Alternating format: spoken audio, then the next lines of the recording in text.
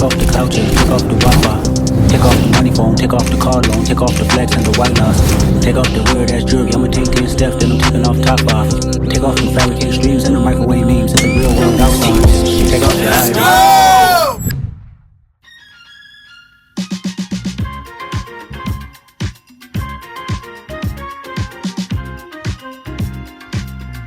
Help me welcome up Mr. Jose Sanchez. Like Jesse said, thank you for taking the time to be here tonight. It speaks a lot about you as people, that you're willing to invest in your own development and take some time out of your personal life to make the effort to be here and get some value added in your life tonight. I would like to sell more houses this year. I would like some tips on how to do that. You're in the right place. Is that correct? Okay. I've been an entrepreneur for about 30 years. I started a contracting business from nothing, union contracting business. I started it from absolutely zero. I had a toolbox in a rusty van. I did the proverbial school of hard knocks. A lot of trial and error. I've dodged a couple bankruptcies because of bad decisions. One of them is growing too fast and not having the infrastructure to support that growth. Another one was bad estimates, bad management, and then really taking on more than I could handle at the time. It's taught me a lot. How many of you would you say are resilient? Yes. Being in business and being a broker is going to ask you to be resilient. You feel like you're not quite resilient, or maybe you let yourself off a little bit easy. I would invite you to be more resilient.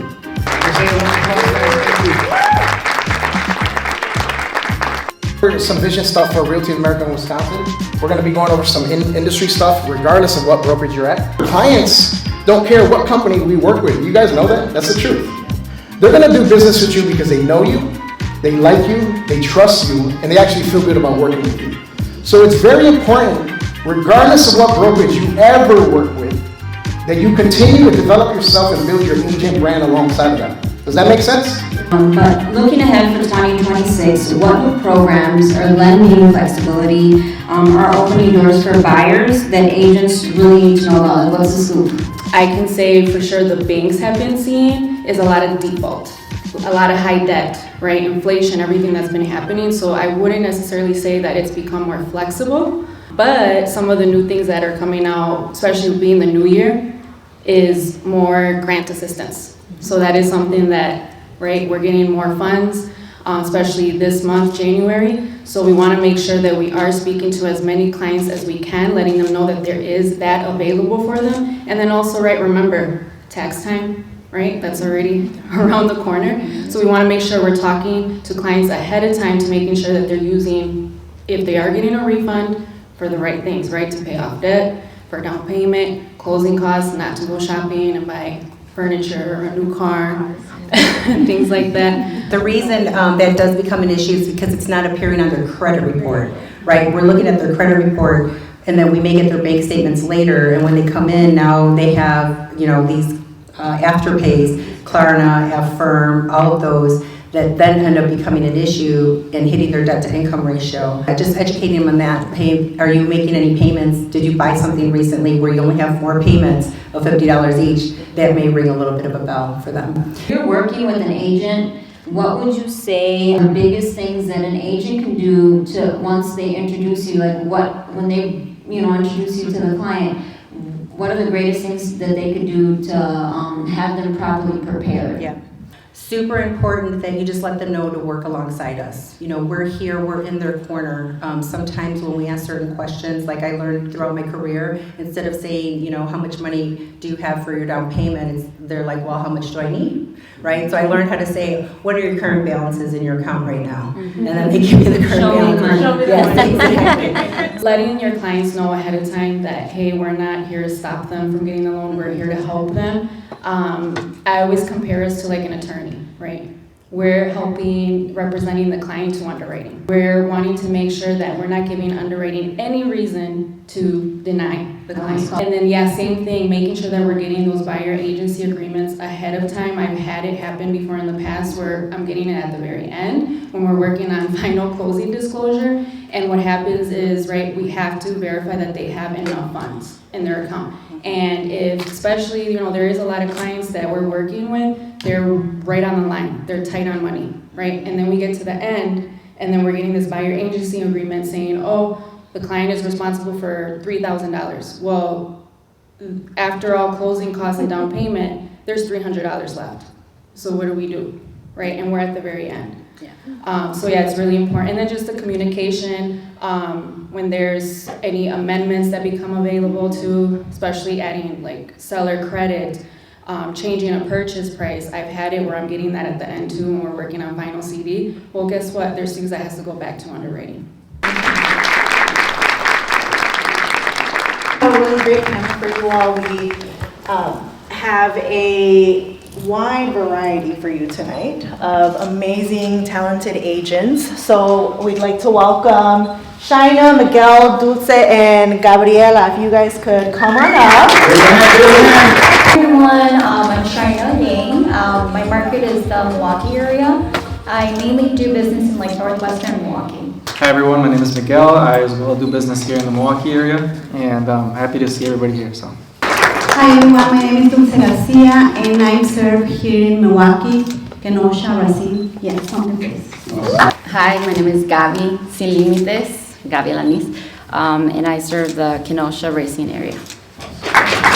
The first question is, just quickly, before real estate, who were you? What were you doing? What did you do before real estate? Just a mom, a single mom, and I was looking for something to do, and then I was lucky to find real estate. I was a mother and wife. I have 4 boys, and I have too much work at the house, but always selling something from my house. I did this for 7 years. I sold cheese curds and beef sticks to convenience stores, gas stations. Did that from the age of 16 to 23, I want to say.